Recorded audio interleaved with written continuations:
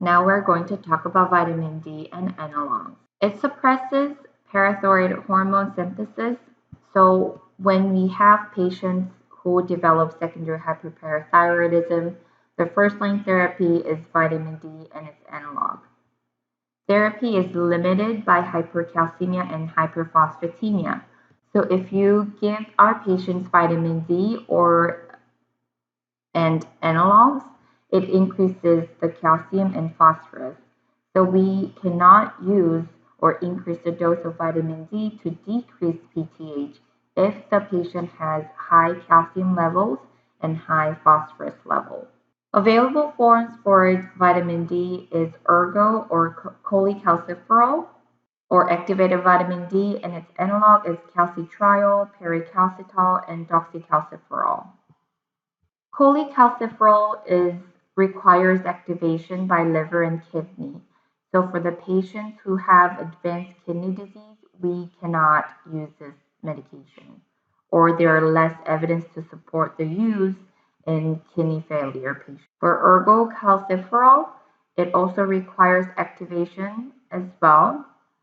It is available in 50,000 units. The dosing is usually weekly or monthly, depending on the severity of vitamin D deficiency. For active vitamin D, there is calcitriol. It's available as IV and PO.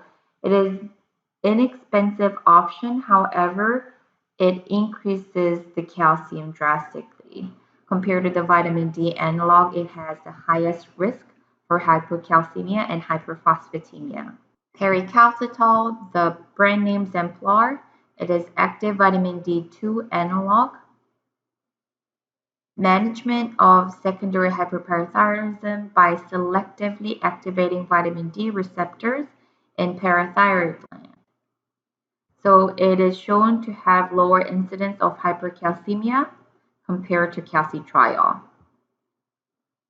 Lastly, doxycalciferol, brand name Hectorol, it's vitamin D2 analog. It is similar to pericalcitol, where it has lower incidence of hypercalcemia compared to calcitriol. Some of the considerations when using vitamin D analogs. For active vitamin D, it increases the risk for hypercalcemia and hyperphosphatemia. So vitamin D may lower PTH, but at the same time, it increases calcium absorption. So vitamin D often may need to be discontinued due to hypercalcemia. It may also increase phosphate absorption, so it may need to be discontinued due to hyperphosphatemia. In terms of patients with CKD, doses for many of these drugs are based on lab data trends rather than single lab values. We also like to take into consideration effects of changing the vitamin D analog dose on phosphorus and calcium. IV formulation is only approved for hemodialysis. Discontinue vitamin D analog if PTH is below the goal. Again, for CKD 3 to 5 non-dialysis, PTH goal is about normal range, which is 10 to 60 per exam. In patients on hemodialysis or peritoneal dialysis, the PTH goal should be about 550. Calcium mimetic agents are used to lower PTH. It is after or second line agent, vitamin D analogs being first line agents.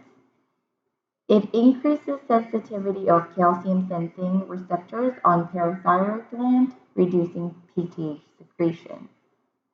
So cinacalcet, the brand name Sensipar, is only available in oral formulation. It's 30 milligram orally once daily. Maximum that you can go up to is about 120 milligram per day. It is not available in generic. Very common side effects are GI and hypocalcemia. So depending on the patient's serum calcium, there are things that are recommended to do when the patients are taking cinacalcet.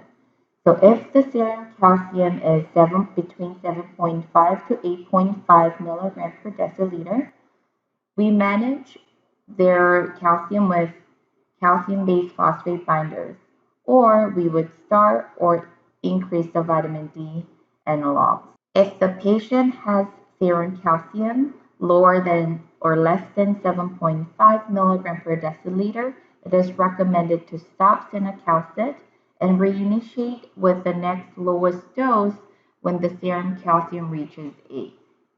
So remember, these calcium levels are all corrected. Italcalcetide is a newer calcium mimetic agent. The brand name is Parsabiv. It is only available in IV formulation. Mechanism works very similarly. The dosing is 5 milligram IV bolus.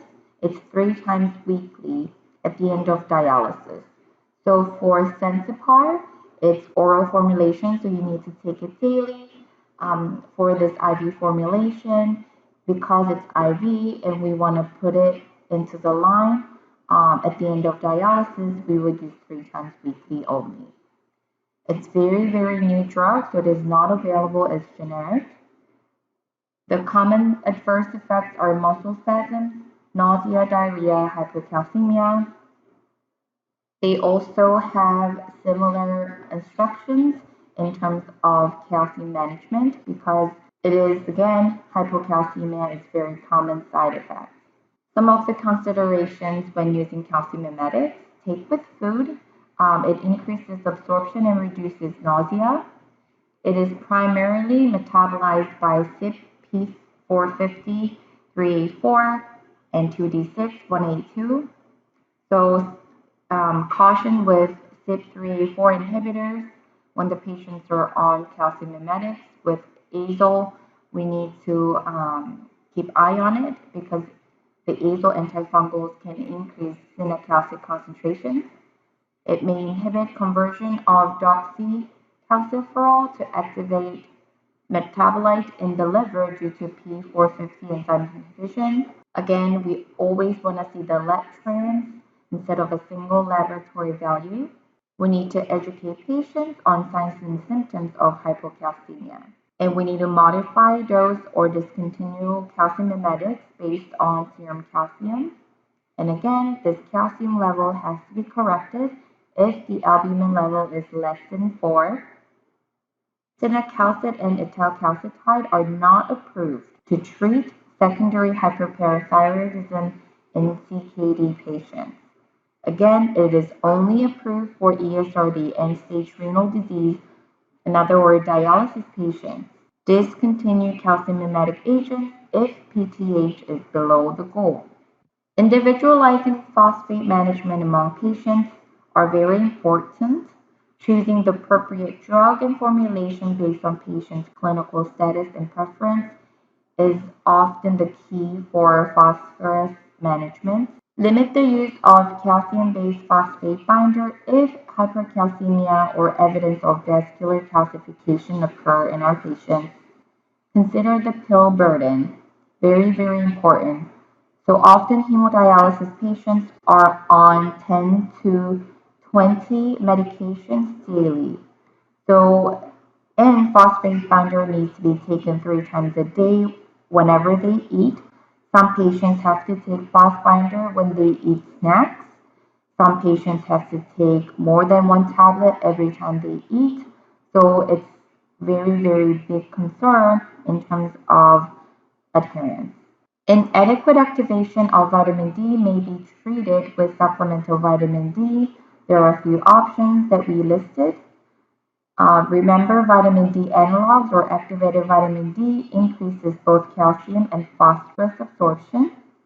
So you may have to discontinue these drugs due to hypercalcemia or hyperphosphatemia. Vitamin D and PTH levels are often inversely related. Calcium mimetics will lower both PTH and calcium levels, so you may have to discontinue calcium mimetics due to hypocalcemia. Thank you for listening to this lecture. I'll see you in class.